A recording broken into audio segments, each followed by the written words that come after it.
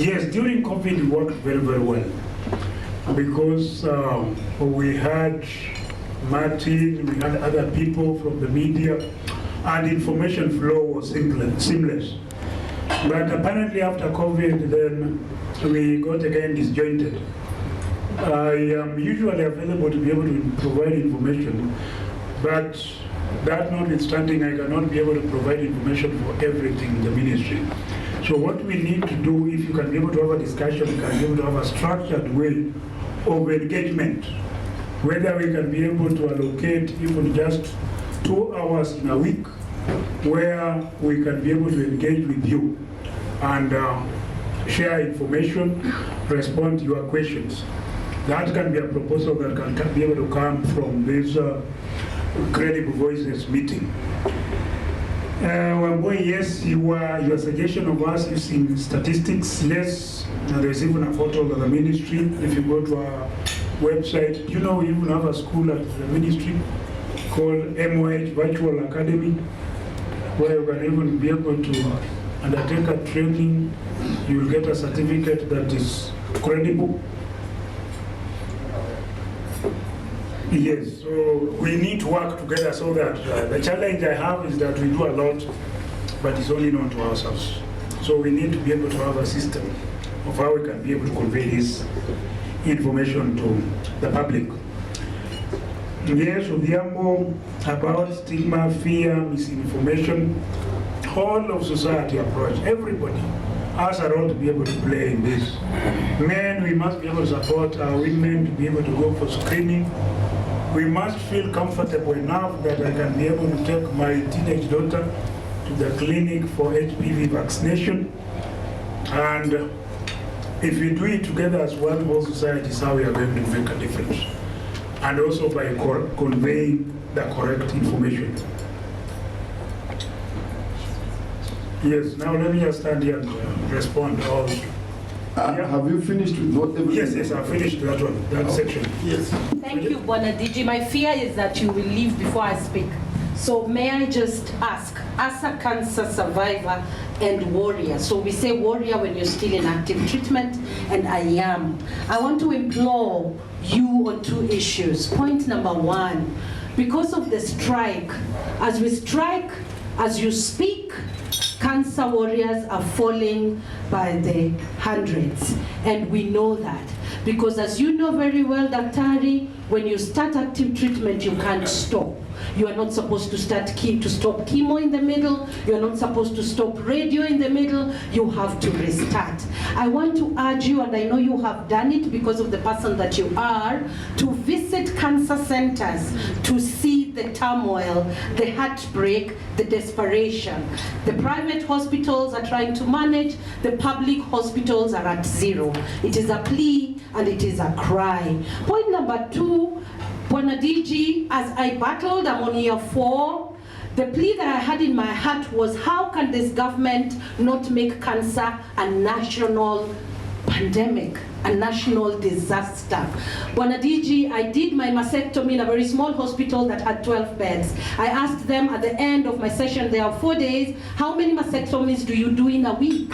They told me, Mildred, in a week we do about 12, and hysterectomies we can handle about 7 in a small hospital of 12 beds. My media colleagues, journalists, do the maths if we are talking Kenyatta or the hospitals in the community areas. So my question to you, Amoth-DG, like Olale, my senior, has said, we have seen the zeal in how you work. Cancer is a pandemic and you know it. People are falling by the drops. We don't even know the exact numbers. Could this be that the time of your tenure that we will make cancer a national disaster, so that the emergency, the criticalness, the urgency of the cancer beast can be addressed as it should? Thank you, Amoth-DG. Any other, a quick one? Yeah. A very quick one. My name is Marie Yambo from KBC. So I heard you speak and you talked about the self-testing kits, because again, I think one of the speakers talked about, going for pap smear being a barrier for a lot of women. So how available, how much available, I mean, how available is it? Does the public know about it? Because I happen to know about it from another, engaging with other people. And is it for free? The other thing, we are targeting cervical cancer, which is affecting women. But what are we doing to sensitize men?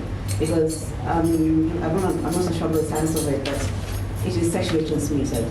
So how much is being done to also sensitize the men, even as we target the women? In as far as preventive is concerned, I also understand nutrition is a very big part of it. How much is being done? As far as nutrition is concerned, even if you're providing the means of early testing and all that. Okay. Thank you. A last one. Let me go that side. It's in. Thank you, Martin. My name is Maslin Nyabala, also a cancer survivor. My response is almost similar to my sister Mildred. When I look at the figure, 10 women dying per day, and I'm just trying to picture it, 10 women per day, it is like all the women in this room, within a week, they're not there. Within a week, that is what is translated. Statistics, when you put a person to it. So my question is, I also have a similar question. Is it possible to now declare breast, cervical, and prostate national disaster? These three cancers, I think, from my experience interacting, these are the major ones. And then my next question is, similar, related to that question, what is the public communication that you're currently employing? I'm imagining the rural areas. How are you reaching the schools? The age of the girls that are supposed to do the HPV test vaccine. Is there a very, very clear way to reach them that maybe all the primary school can be reached so that they are caught early? Thank you very much. Thank you. Amoth-DG, the last one from our legal team, together with the here. Thank you. Yeah, apart from being an editor, my other life I'm also a lawyer, and I've got clients who are suing the doctors. One thing, negligence, especially in diagnosis, what we call misdiagnosis. When they go to India, they are told, had you come earlier or had in Kenya been done the correct diagnosis, we would have saved you. And now when they come back, they want them to sue many of you. Could you please address this issue, the misdiagnosis? Is that a problem in Kenya? Thank you. Quickly, Topista. Yeah, thank you very much. Somebody has asked a question about the shortage of cancer treatment. I think chemo treatment. I don't know whether that was answered. If you could please address that issue, because I think sometime last year there were cancer patients who are complaining about the shortage of that treatment. But I also want to throw in the issue of the cancer of men, prostate cancer. Do we know the numbers? Thank you. I think you can take those on PG. Okay, thank you.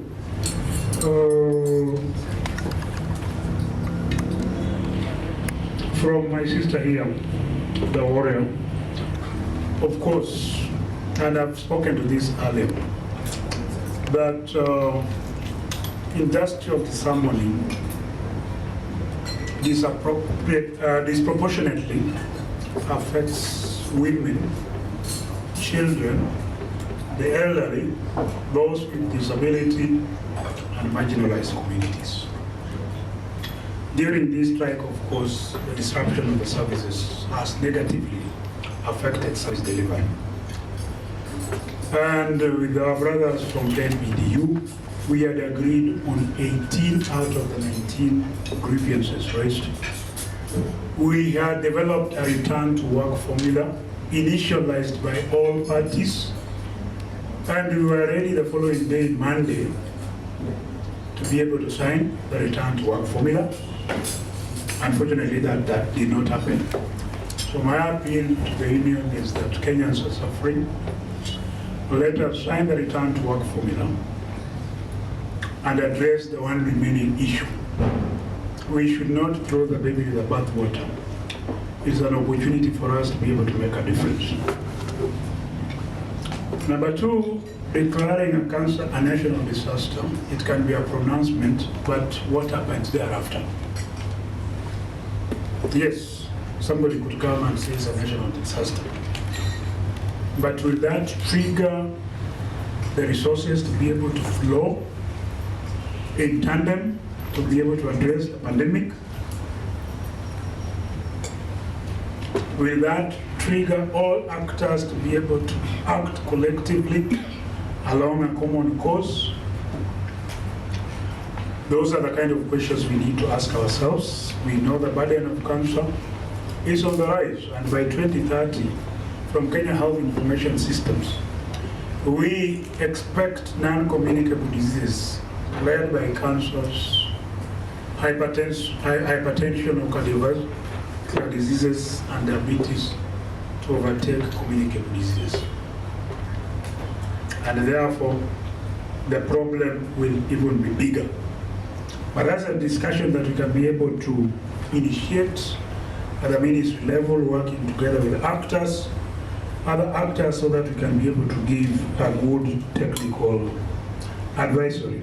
Country and procurement is done centrally from KEMSA for economies of scale, so that we can be able to negotiate big discounted prices. But going forward as a country, we are also focusing on local manufacturing of health products and technologies. So long as we don't manufacture, and we saw during COVID-19 pandemic, you cannot be able to significantly reduce the cost of healthcare if you rely on other jurisdictions to source your health products and technologies. There was one exception. Now she's on phone. Okay. She is nose. Thank you very much. I heard my sister Mildred say that from a cancer is very good, but it starts from, I went for a pap smear, and it is painful. Number one, Aga Khan, they send in tons, and I remember I got very cross, and I told them to get out of the room, and I decided to wait for the doctor, who came and did it in a span of 4 minutes. The other thing is, my cousin, we buried her last month. She died from cervical cancer, and she was admitted at the referral hospital. Yes, yeah, that's where she was. And I remember I stood by her, and the main problem is this test she had to go through before she starts her chemotherapy. And the problem we had was the long wait. We would be there at 7 o'clock, but she would be to start her chemotherapy maybe at 3 o'clock.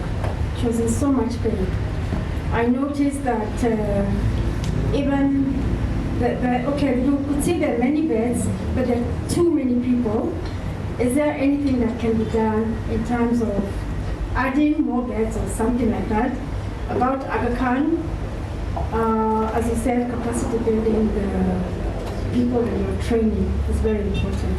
Because from that day, that was about 2 years ago, I've not gone back for a pap smear.